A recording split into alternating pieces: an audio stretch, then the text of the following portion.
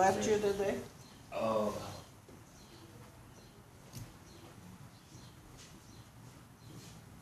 I'm just looking at furniture, frankly.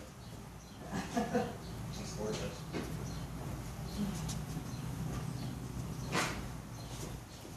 Well, that big couch came out of a, Sonic Hall, Western Mass. It's that hutch that's got me.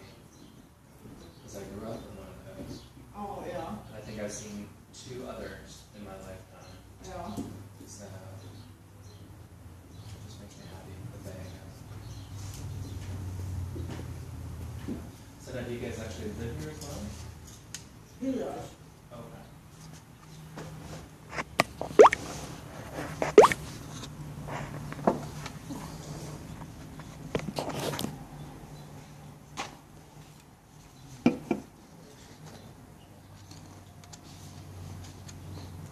He's been doing a tour while he's up there, out there, going to visit. Come down.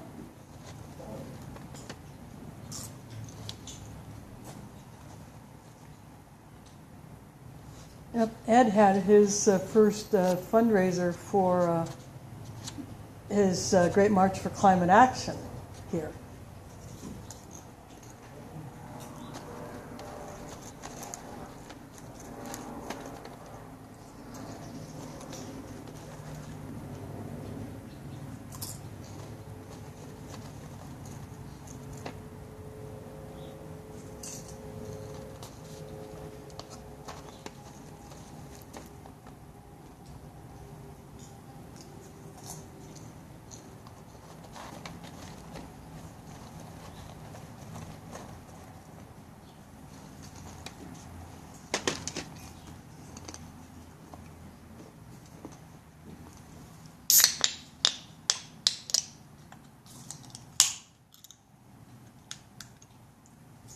It's oddly peaceful for a place that used to be a firehouse.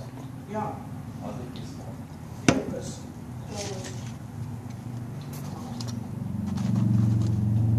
56, the firehouse is down here on University replaced this one. Oh, I see. When they put in the freeway, there wasn't any access here. So that has had empty for, he bought it in 79 and 80. Moved in June of 80.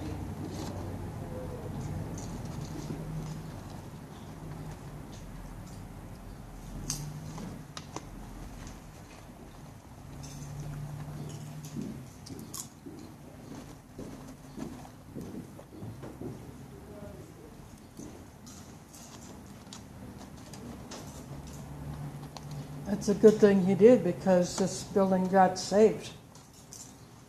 He knows what could happen to it if, It was supposed to come down. yeah. That center was over here, and they were gonna build this building over here, and tear this down, this was to be their property. But he had to take them to court to get it.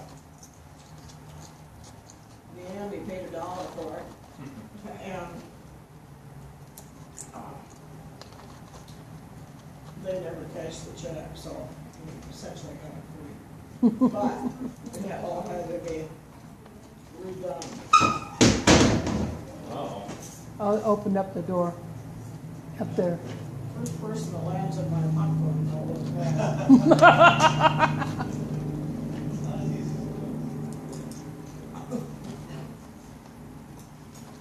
Don't run, let you go.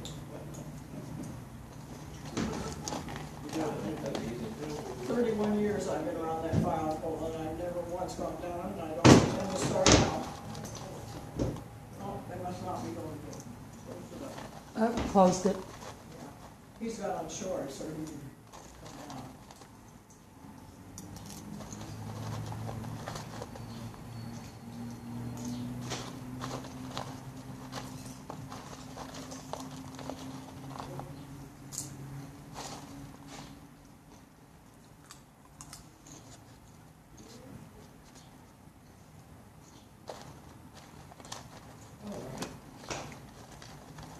I thought Brad passed out.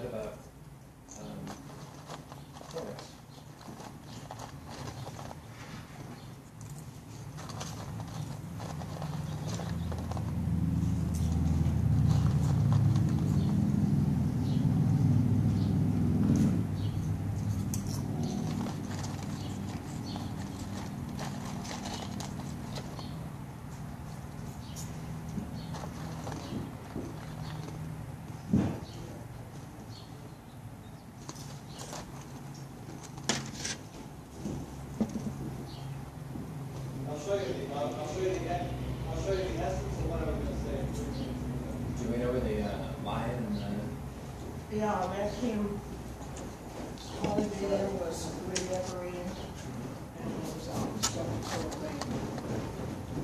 It's like that. Yeah, I thought about it. Somebody would have dared me, I probably would have. I would dare you. The Ted sure set that up fast. All right, do you have any more? You start it now. You can kind of get it on. Makes more popcorn.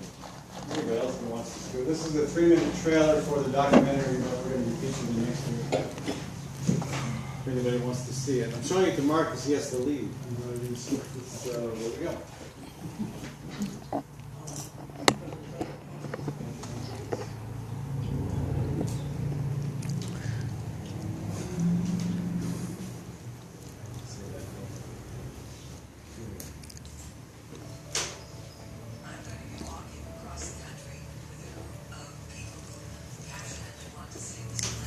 It was a trailer for, it was a short about the Great March for Climate Action, which he did last year. And he's showing it to someone who cannot stay long. So he's looking at it now on Ed's computer.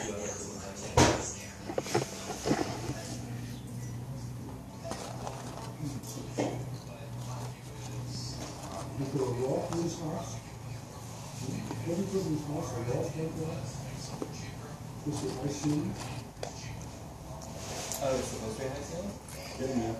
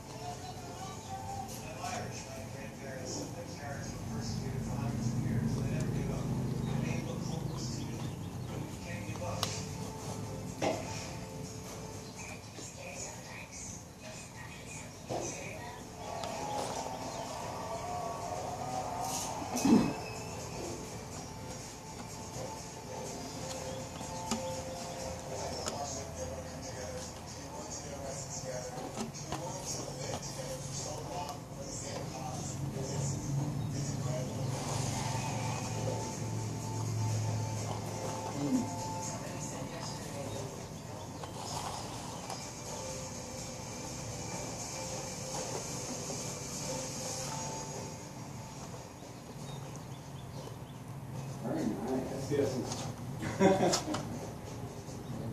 That got me choked up in 3 minutes. That's pretty good. Think of how you'd be bawling in 30. Yeah. If you go out to eat there, there's 20 bucks. I'm trying to get rid of one. So, if you don't, if you decide later, I have more of it. Like a sample. I can't believe.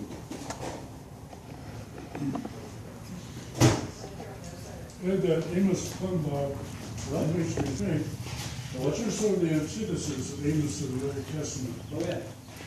In the sense that he was the farmer that came to the city to, Farmer, Witness. see, Mark? and you know, the city boy goes to the country to witness. That's right. He was a farmer of sycamore trees and what No, else? he pinched figs. Little sycamore trees. Well, That was probably someone else. That was the one book I read in its entirety.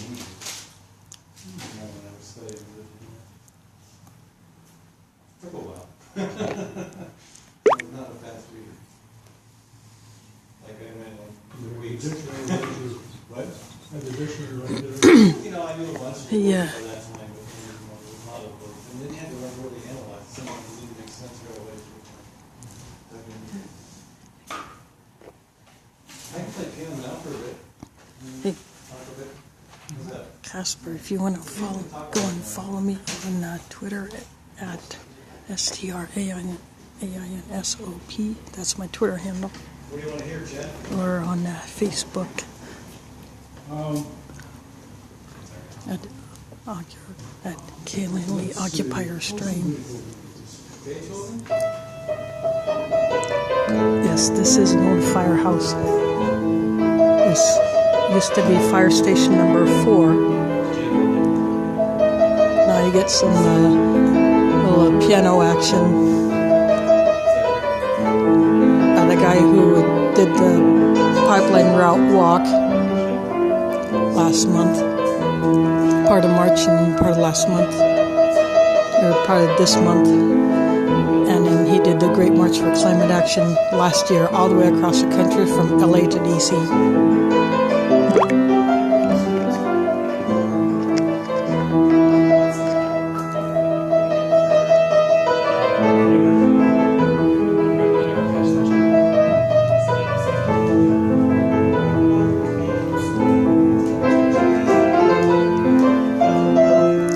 The lighting is a little difficult because I'm facing west, so I'm turning my lens to try to get a different angle so the light is not direct and making things too dark in here.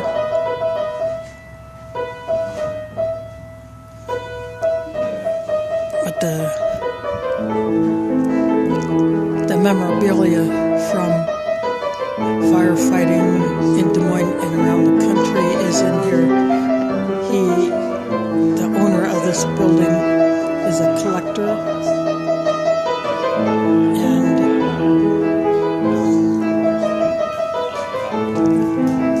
all the way up in the upper floor, that balcony up there has additional memorabilia.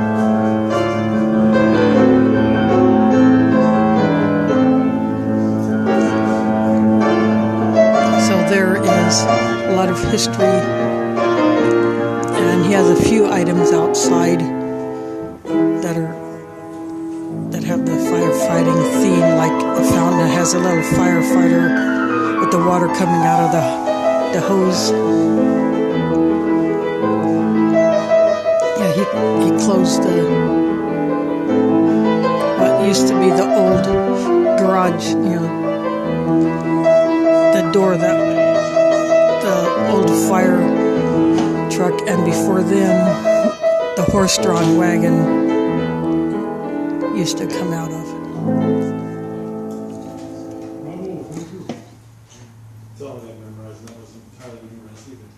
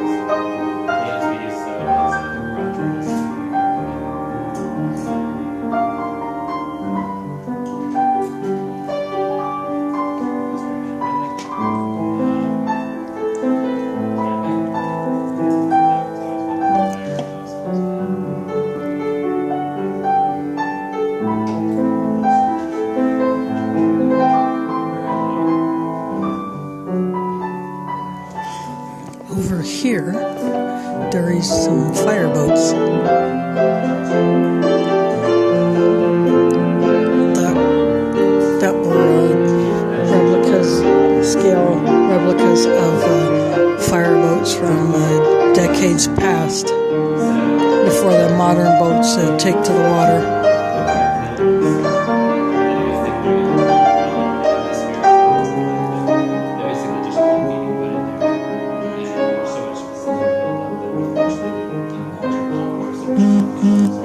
The first time I streamed in this building, I also showed upstairs in the living quarters, but I won't be going up there tonight.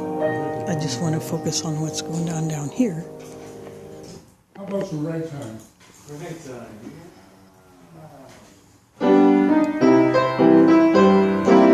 Yeah, that qualifies. Scott Joplin.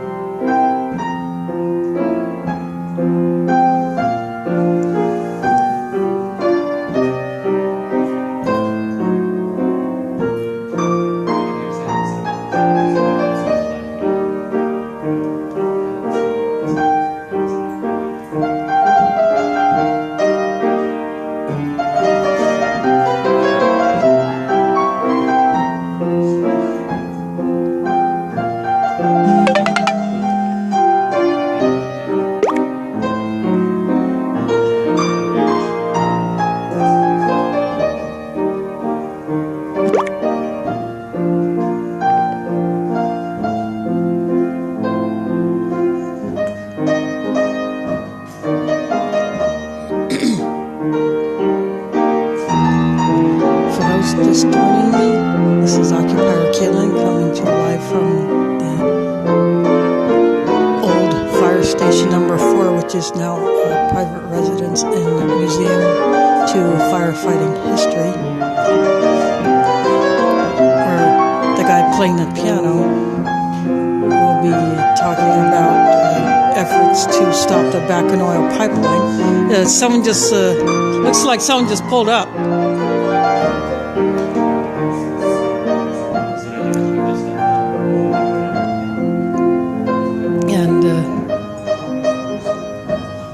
He recently walked across Iowa in the diagonal along the proposed route of the Bakken pipeline. And along the way, he talked to landowners and other concerned citizens about what the Bakken pipeline would do to the state. Not if a spill would happen, but when and how big. Yeah, he just turned on some lights. You can hear the brighten the room up in here, so the lighting will be better now. But yesterday I was at the Capitol streaming a hearing by two subcommittees that met in a joint session.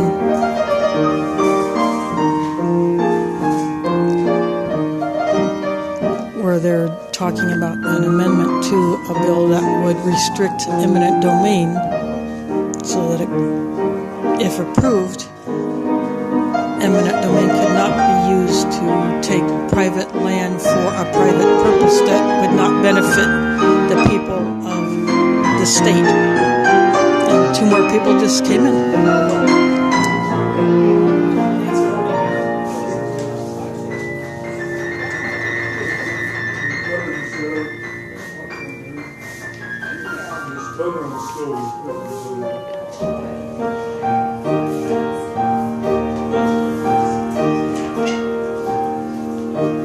Yep, you just walked into a piece of history.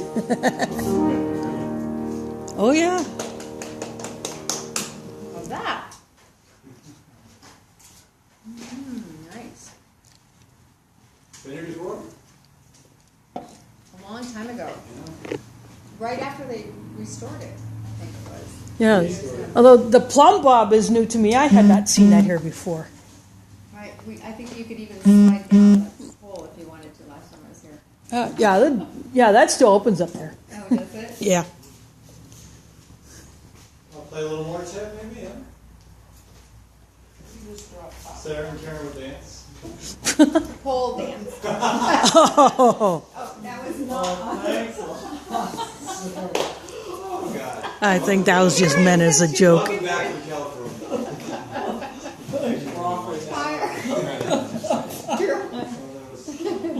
You just walked into a little bit of history. You danced into it. No, this is amazing. Look at the. Now there's fireboats here over here. So, yeah, it's, yeah, just.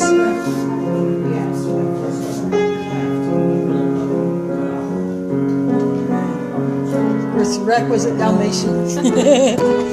I mean, every firehouse has that, right?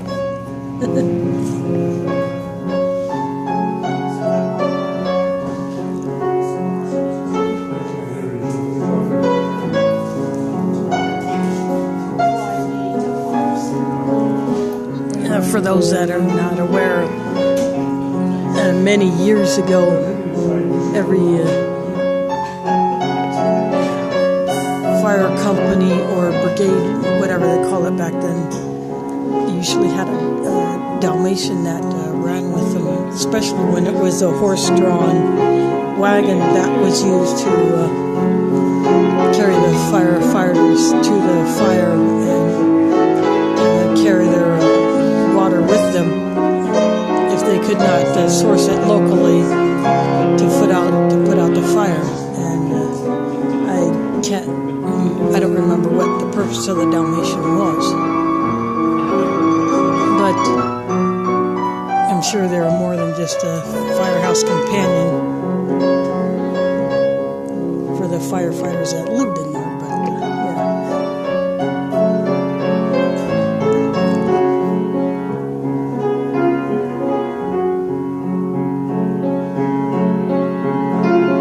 But that's what this building was. And the man playing the piano, Ed Fallon, recently walked across Iowa to talk to locals about the Bakken Oil pipeline that's proposed. And yesterday I was at a legislative committee meeting, a joint meeting of subcommittees of the House Representatives and the Senate, where they forwarded an amendment to a bill on eminent domain that would prevent a private company that is not a utility from taking land from property owners for use in a private enterprise that would not benefit the people of the state in any way whatsoever.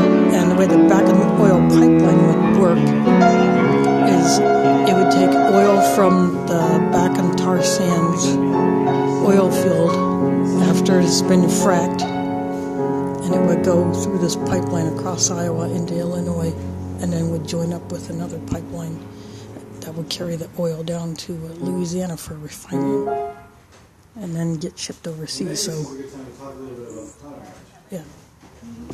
yeah. So he also did the Great March for Climate Action last year. And you have, Have a look at the march.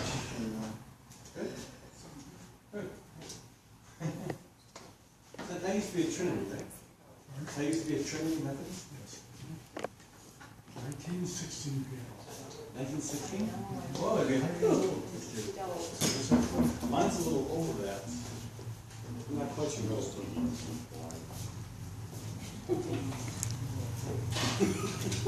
This is Ed Bowles. Of great fame. He is the reverse of Amos. He is a city boy, who goes to farm, raised as a farm boy. Same of the songs. city. Visiting from California. And, And this is Karen Sandel. Karen? give us the highlights of the trip that you haven't told anybody else. Well- On the inside. Gather around. Sit next to Chet if you dare. And I have a short video I can share with people too. First of all, a few other people with March connections. Chet Wynn was one of our early financial supporters. Thank you, Chet. Karen walked Yeah. the first week of the march. Where are you, Karen?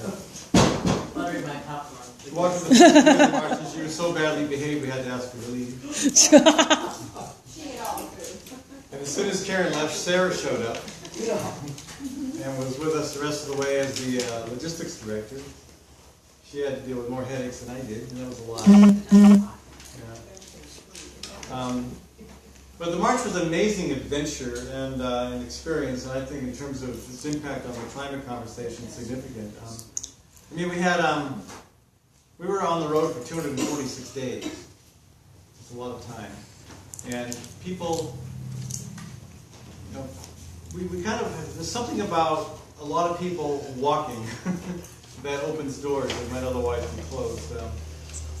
I would walk into a small town, anywhere in the country, and people would just wonder, so, where'd you walk from?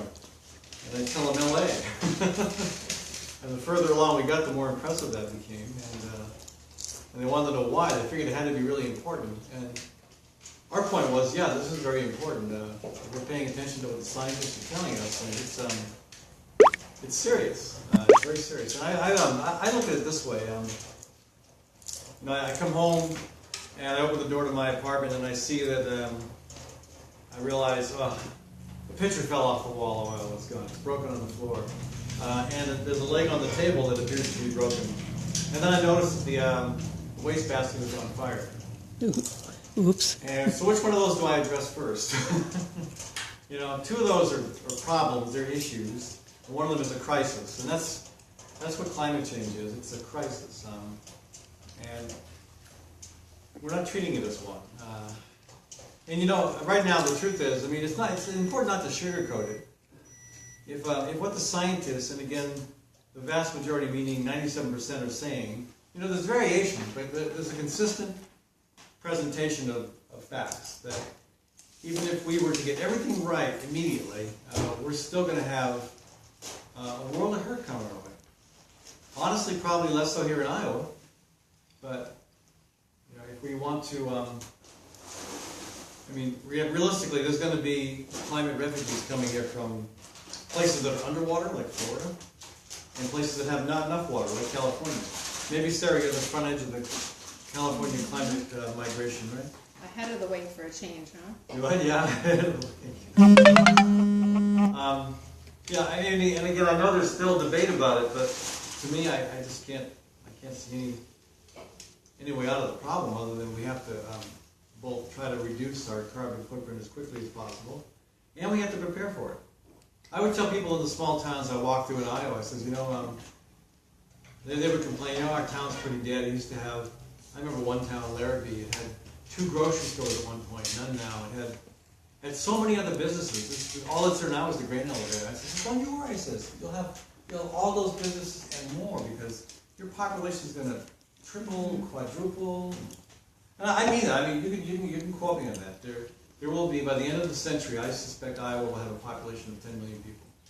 I'm curious. I mean, if you look at the, I mean, it's just based on science, and I'm not a scientist. I know Steve King and I have that in common. We both say we're not a scientist, but I can read. I can see, Yeah. see what the data is saying, and we're going to have Steve mass King migration of is people. member We don't know the full of impact. We don't know really what U.S. it's going House to of be like here in Representatives Iowa, from but, Iowa. There's a group of about 150 scientists who looked at what Iowa is supposed to look like and experience. And we've got some And problems coming our way too in terms of he just does not terms of, understand what's pests that are going on now with the disease climate, resistant because among of other the things. changing climate, because of the floods. I mean, we've seen the floods already. We've seen what that's like.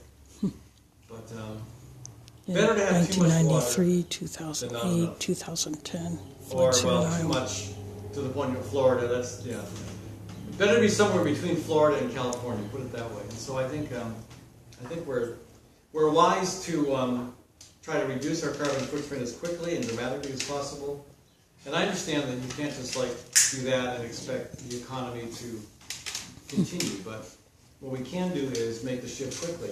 What's exciting to me is I think we're that close. We're just on the edge of seeing solar, wind, biodiesel, ethanol, geothermal, and all those things become so affordable and so overwhelming that it just happens. I mean, when I walked across the state this year, I kind of felt like I was walking through the history of modern wind energy. I saw those old turbines up by Alta, near Storm Lake. And the funny thing about those turbines, there was some that were like, there's 3 blades, and you just come to some where the blade is like that. Maybe you've seen those too in your travels up there. Apparently those have been hit by lightning. Mm-hmm. Yeah, and one of them was hit by lightning the day I was up there. Ooh. Apparently the new ones don't do that. The new ones are also taller and they generate more power. And the technology is getting better and better all the time. Solar energy is now to the point where it is, it's used to be something you had to be a technical geek and do it yourself. And now you've got companies. I've got a guy in Ames who has a company who's not only doing all the installation but does the financing. So between the state and federal and Ames tax credits, he's paying about $100 a month for 7 or 8 years, which is the equivalent of his heating bill or of his power bill. So he's in 8 years he'll be paying nothing for power. So all these things that are happening, but the problem is we have a real pushback from the oil industry, and they know the writing on the wall. They know that we're going to be moving quickly away from fossil fuels, and so they are trying to entrench as much as possible. That's why they're trying to expand the Enbridge pipeline in Wisconsin, Minnesota, Wisconsin. They're trying to build the Keystone, and they're trying to build the Bakken oil pipeline to Iowa. And they want to get these things in the ground and established. And again, a pipeline in the ground is harder to not use than a train. Because a train can always shift to carrying something else, but a pipeline, the only justification I can see for a pipeline is maybe one running southwest to bring water to the southwest. I'm not even sure that would be that may not be sustainable either. But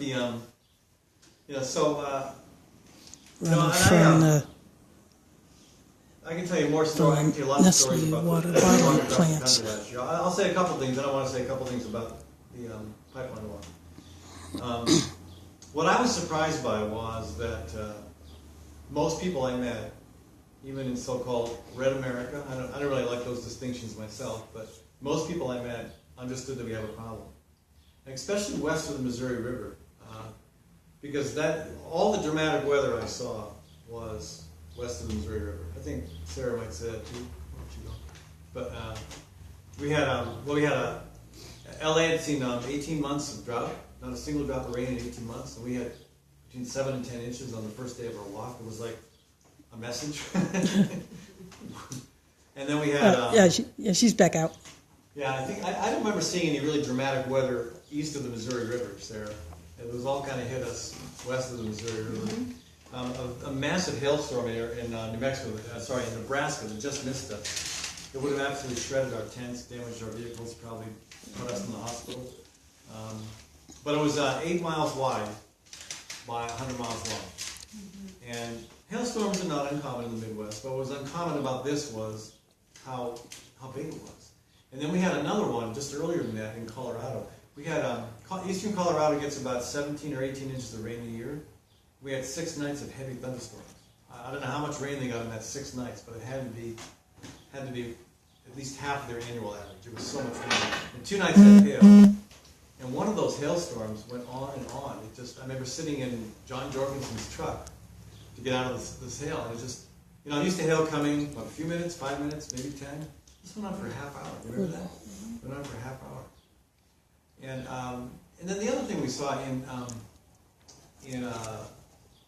New Mexico, I had lunch one day. It was just kind of a spontaneous occurrence. I ended up at a senior citizen center at the Laguna Puebla Indian Reservation.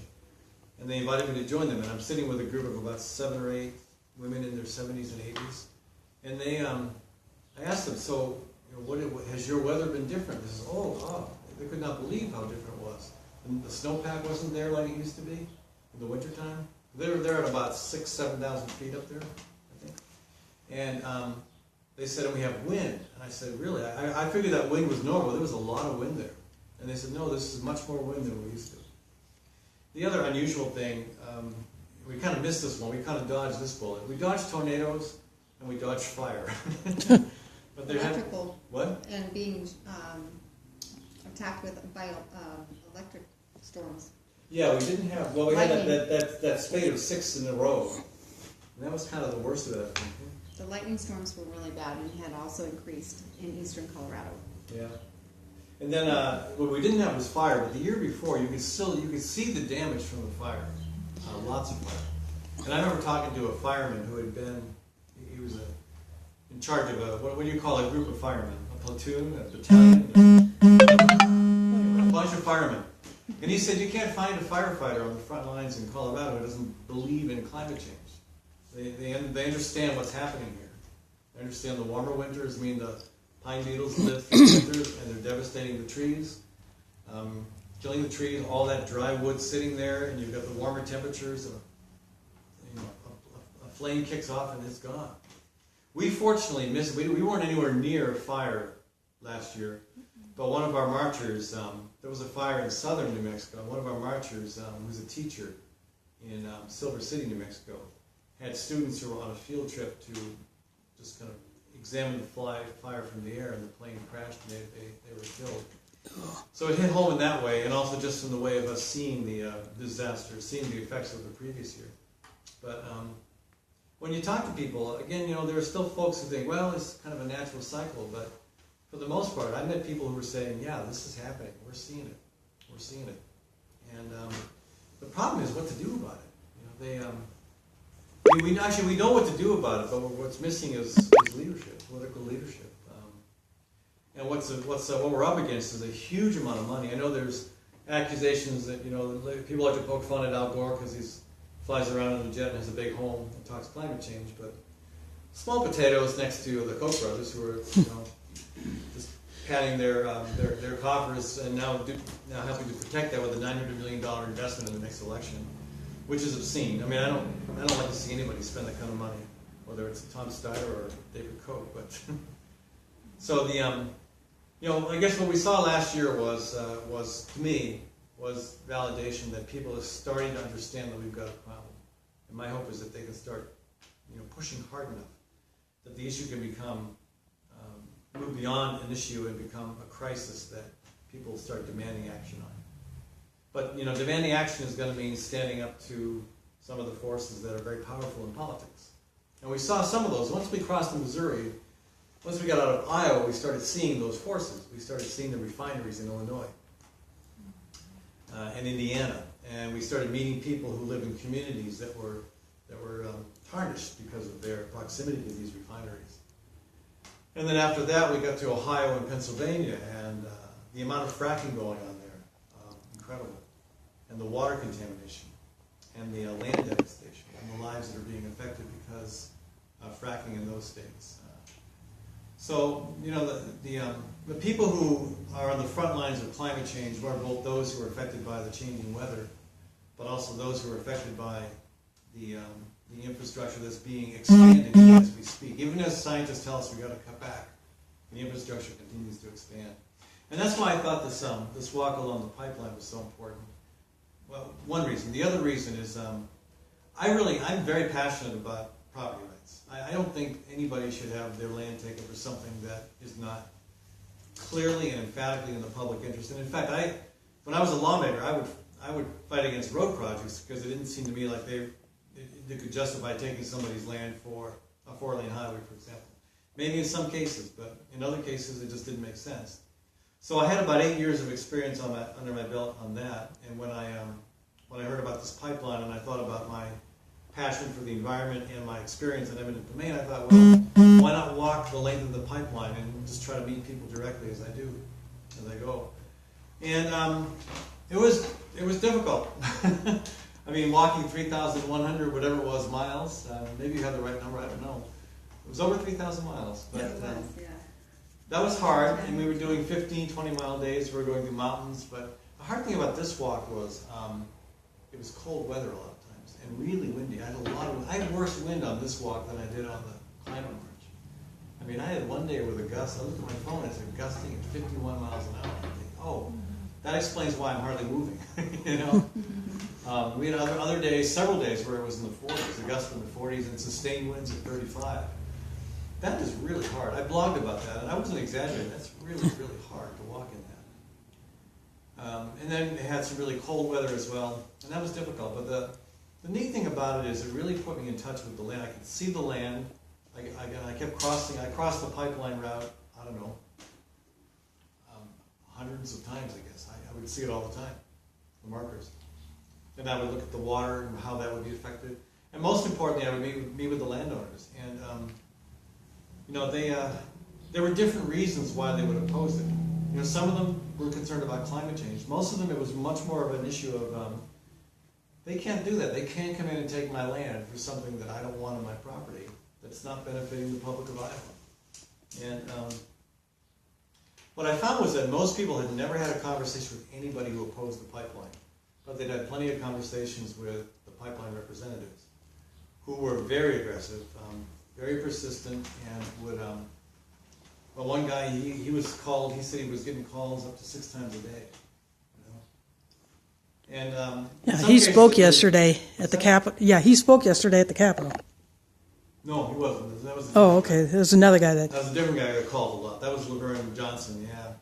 So, I mean, but I really, I thought this would be like my contribution to the pipeline effort, and then I'd move on to other things, but you know, not only do I think it's really pivotal that we stop this, because this is going to increase the flow of oil by 500,000 barrels a day, and that's the equivalent of, Rob Hogue did some crunching of the numbers on this, that's the equivalent of 16 coal-fired power plants over time. It's a lot of carbon emissions. And so, you know, I'm committed to it for that reason, but I also feel very much bonded with the people that I met. I mean, I didn't know where I was staying. I knew where I was staying for the first week, because I had time to figure that out. I stayed with some wonderful people in Lee County and Jefferson County, and with Bob Kraus. Everybody know Bob Kraus? He's running for U.S. Senate. He's going to do it again. Anyway, I stayed with him in Fairfield. But after that, I didn't know where I was staying, and people just welcomed me into their homes. I only had to ask once. I said, hey, do you happen to know anybody I can stay with? I only had to ask that once. Otherwise, it was all, people heard about it, because I got lots of local press coverage. And they would hear about it, they would send me notes, you know, come stay. I couldn't take advantage of all the offers of hospitality. And every single time it came with a meal, or 2. That was really nice, because you burn a lot of calories, and you're pretty hungry by the time you're done walking, 10 to 15 miles. So, that to me, I feel so connected to the people, not just because they fed me, put me up for the night, but because I heard their stories and about why they didn't want their land to be taken for a so I'm going to continue to do what I can to help stop it. And the big step right now is to try to work with our friends at the State House, and particularly Rob Hogue and Republican Bobby Kaufman, a Democrat and Republican. Work with them on trying to pass an eminent domain bill that would be really strong and ideally would to stop the pipeline because it's not a public use. And in lieu of that, would at least put some stipulations on what they're allowed to do and some expectations of how they will treat people. So That, in a nutshell, is my life of the past year. Here's a little bit more. And, happy to take questions and comments, except from Sarah. No, but feel free to jump in. You know more than I do. But. What is the process on passing that eminent domain? On Tuesday, it passed out of the House and Senate subcommittees. It's an oversight committee bill, and so it's not subject to the funnel, which is why it's still alive. It passed out of both subcommittees, and now it's supposed to go to The full committee. Yes, and I just heard from Rob just like literally an hour ago. It's going to go to both committees, House and Senate oversight on Tuesday. So. Does it need to pass in both houses to go forward? Yes. Yeah. And then it's possible that the House, right now they have the same bill. Both subcommittees passed the same bill. If it changes in one or the other, then it'll go back to the other chamber for reconsideration, amendment, approval. If they don't agree, it'll go to something called conference committee. My big concern is I don't think Governor Branstad wants this bill, which is really offensive to me because he has always been a champion of making eminent domain difficult, making sure property owners are protected. He's always been a champion of that. He even researched that in his campaign. He told me this face to face at a restaurant when I ran into him. They researched that as an issue that distinguished him from Jack Hatch. And the other thing is, Branstad has never much liked big oil. Because the big oil companies are always trying to put the kibosh on their renewable fuel standards. They're always in conflict with ethanol. But all of a sudden he's willing to put commitment to, tough property rights laws, to being critical of big oil. It bothers me. And he's not being really, really vocal about it, but when you read between the lines and push him a little bit, that's kind of where he seems to be falling down. And what he did with the utility board says volumes, and he clearly didn't like what was going on there and shuffled it up. So. The Iowa Utilities Board. You know all these people here, I don't. And Always I listen to think we this should anyway. go around and introduce ourselves. I'm Jane Minehan, and I live in the neighborhood up here at 12th Street, and I've been around for a long time. And I ran for city council in Ward 1, but I didn't win. But it was a very good experience. And At least you tried. At least you tried. yeah, I tried. And they had to have a runoff because I had enough votes that caused that anyway. So. You were the nicest candidate on the ballot. Anyway, and I'm retired social worker, been retired about 5 years. And I'm involved in neighborhood revitalization board and volunteering things.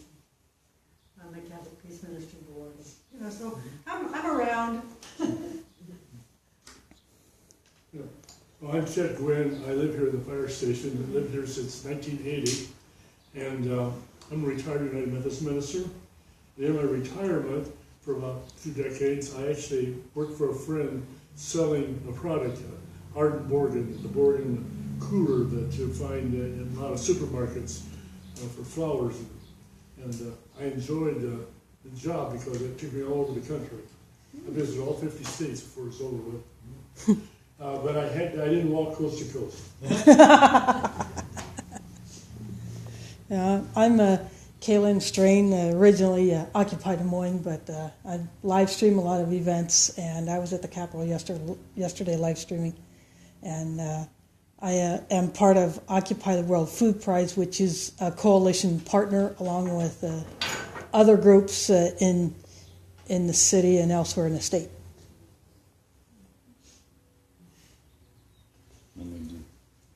I'm Shane Phelps. I'm visiting here from San Diego, California. Retired Navy SEAL officer and Episcopal priest in the Diocese of San Diego. And so I'm just visiting and got invited to come over here this evening. So. Hey, we really welcome you. San Diego, Yeah. great place. He's come back, actually. He has some great Iowa experiences. This is the third time back or fourth? Third time, first time in 26 years, but I've lived here twice, so it's not a total, visit to the center of the Universe, say it. Well, I was going to say the country, but Yeah. Iowa's a very special place, and I've always got a very kind thought about it. And I'm Sarah Spain. I was born and raised here on a farm south of Des Moines, near Norwalk, between Cumming and Prohl, if anybody's been out that way. I am a family member of a large family, and we're trying to keep our farm preserved and in our family. So we have a Century Farm that's about 100 acres that we are keeping organic now. Not putting any pesticides on it. We have about a half acre of garden. Oh, the bees will love that. And the rest is organic alfalfa at this time. My dad taught at Callanan for 40 years, earth science, Mr. Spain. And he is the one who introduced me to a lot of environmental issues, as well as my mom. And we heard the term global or climate change when I was 10 years old, which was a couple years ago. But anyway, I think one of my biggest shocks of growing up here and hearing what's going on with the climate change is that people don't believe it. And at 10 years old, it was just something I thought everybody was on board with. So this has been kind of an interesting experience for me to see the division in that. I never expected that. The other thing is I was the logistics director for the Great March for Climate Action, and that's how I know Ed. So I'm happy to be here. I knew your family before I met you. Yeah. I'm Karen Sandall. For the most part, I'm from Des Moines, Iowa. Small business owner. I've been for decades. Always been interested in the environment. Grew up in the country. And What's the business? it's a telecommunications and phone business. So very much involved in, want to be involved in the environment, what's going on. I've seen the change just in our own local countryside, how things have changed and how the big ag has taken over the small communities and really gutted the small communities, and very aware of the food deserts that are available or now out there in the small communities. You can't find local food. So that was my concern, and Ed was putting together the march, and I contacted Ed, and that's how I met Ed, and Sarah, and some of the other people. Yep. I'm Joe Campney. I'm a United Methodist pastor's widow, and Chet and I have been friends for over 50 years now. Raised our kids together and a little bit. I worked, after my husband died, I worked for a while as a sponsor recruiter for refugees with the Iowa Refugee office. And then I went into camping, and I was at Wesley Woods for a while, and then I worked for about 8 years as the registrar for the Iowa United Methodist camps. And now I go back and work anytime they call me. I had Ed lived across the street from us for a while. I don't know how long. Anyway, that's how I know him. I'm Harvigo. I do computery stuff. So, computery stuff. The rest is all boring and get into details. But I have a very similar experience actually, where my mother was, I was born very late in her life. She was 40 when she had me. And so she grew up during the Depression and stuff. And so we were just always doing things like putting, half-gallon milk things full of water in the back of the toilet, so we were using less water, and, reusing and, reduce, recycle, all that kind of stuff. Repurpose. Yeah, exactly. My name is Todd Walton. I met Ed in 2012 at the Republican Caucus. Republican Caucus. Republican caucus. Here. Oh, yeah, they had to have a little fun. And I've been kind of following along ever since, hoping to make my own walk here in the next year or two. I don't know about that. Where are you planning to walk? On my own, probably Appalachian Trail. That is the one part of the walk I got to do. That was one part of that. It's beautiful. Todd helped elect me secretary of that Republican caucus. By the way, there is a donation basket. The donations go toward continuing efforts on the pipeline. And there's also T-shirts and tote bags from the Great Bunch for Climate Action for $20. And if you make a $20 donation there, consider yourself entitled to a T-shirt or a tote bag. Do people have questions or comments relevant to anything that I've shared? If you viewers have any questions, please put them into the chat and I'll read them out. The position of the water thing here in Iowa. The water thing? The water thing. You mean the Bill Stowe? The Bill Stowe. The lawsuit against the 3 counties. Yeah. That's an interesting question because I walked through those counties, Calhoun, Sac, and Buena Vista. I actually didn't quite go through Sac. But Bill Stowe is not very popular in Calhoun or Buena Vista County. And not in Sac either. Yeah, but I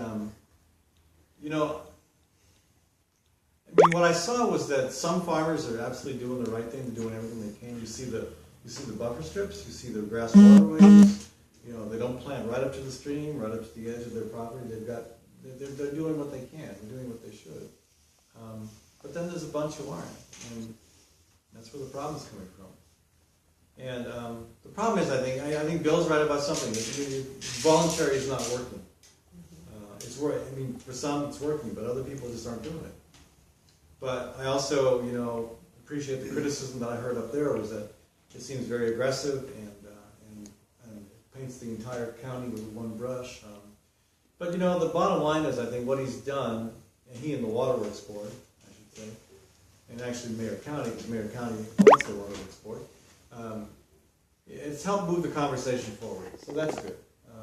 What'll come out of it, I don't know.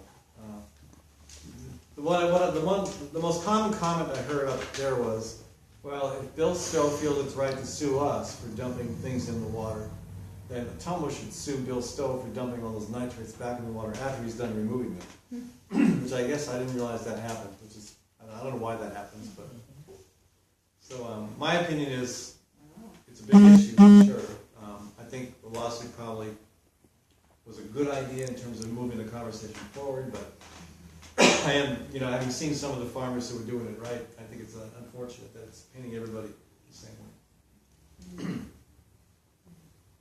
I had an interesting thing yesterday. My brother-in-law from North Iowa was down here, and he's an ex-farmer. Anyway, his take on it is that we shouldn't be suing those folks up there because the farmers are doing it right, and it's the people down here that are putting all the chemicals on their yards. So that apparently is the view of. I would love to get rid of lawn chemicals, and I do think it's a piece of the problem. But overall, most of the contamination is coming from farm fields. But I think that's what that's a comeback. Yeah. Ideally, reducing chemicals all around is a great idea, but there's ways of managing the water once it comes off your fields. Right. I saw some farmers who are doing a great job of it. Yeah, that's what I think. There's so many. A lot of them are doing it right. It just they need some rules so that make the ones that aren't voluntarily doing it. Yeah. Well, I think your concentrated feeding units are a big problem. They've got a lot of manure and stuff, and they go out and put it on the fields, and there's just no way that can all be utilized. And when it rains, and if they put it on the ground's not defrosted yet, Oh, that's bad. But they're not allowed to do that anymore. No, but some do it anyway. Okay, yeah, right. Some do it anyway. Right, yeah. I saw them busy this winter spring, but fast. Good point. Just because one's not allowed to do it doesn't mean one doesn't. Yeah. Outside, out of mind. Bill Stowe is talking for the CCI group on Saturday, 1 to 3. their At this- 40th year yeah. anniversary thing. So, Yeah, at the CCI office, I believe. which will be kind of interesting. I've heard him talk before. Yeah. Well, if you go tell him he's really popular in Buena Vista County. I assume he probably knows that. Everybody knows him up there, I'll tell you that. Thank you. But the only waterworks director in history that's well known in Buena Vista County. The previous one was simply known as a flood stud. You know, Bill McMullen was, he was known as a flood stud back in '93 because he had to deal with the flooded treatment plant. Because we didn't have any water for 3 weeks. almost a month, and then even then it wasn't drinkable. It wasn't potable for a while yet until the whole system got it all cleaned out. Anyone else with a comment or question? What's the effect of outfits like Monsanto and all those things? Oh. Is that affecting Iowa? Oh, yeah. I mean, I'd say, one thing I'd say is Monsanto gets climate change. You know, so do the insurance companies, so does the U.S. military. I mean, they're responding based on what science is saying.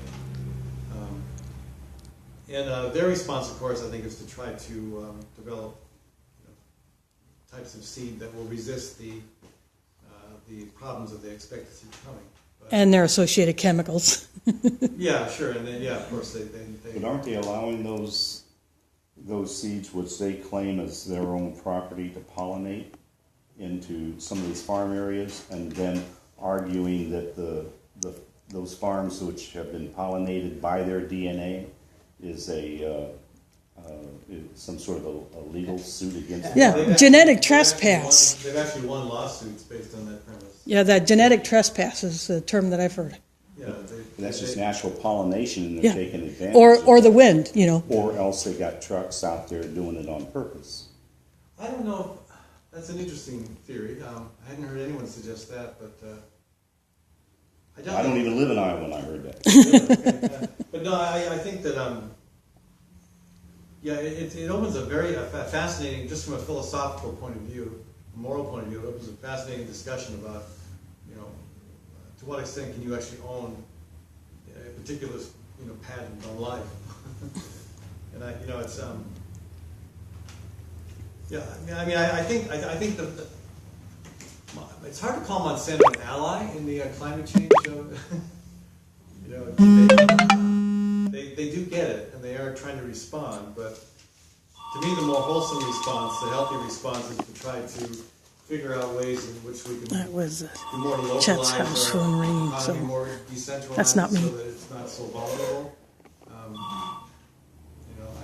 I'm much more a fan of the seed savers approach, trying to find seeds that trying to save seeds that have been around for a long time. That can the heirloom varieties that. continue to withstand some of the changing conditions.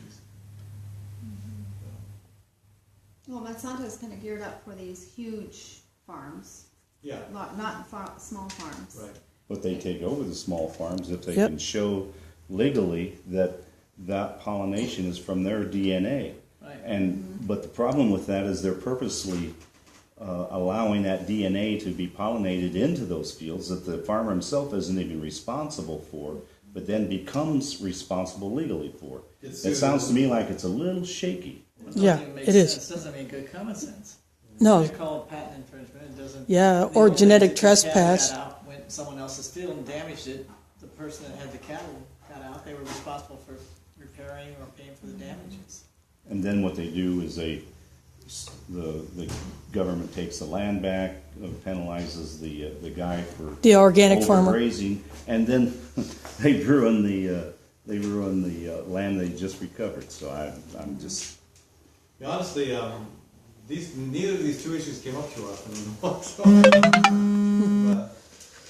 responding just from past experience and whatnot, or a little bit with the water issue. Well, are any of these farmers that you've had contact with actually do any kind of Monsanto seeds? Oh yeah, Yeah, there's they're no. all- I mean, in any kind of political struggle like this pipeline, you're going to find interesting allies.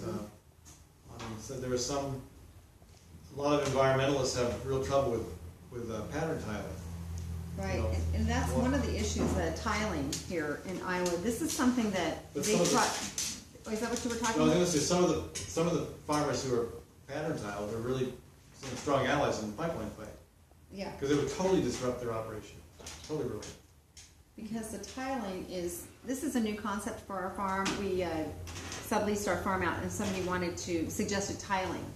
And we decided that wasn't the best for our farm. Too much runoff. We'd like to do more of a terracing to get the moisture to go into the ground versus runoff.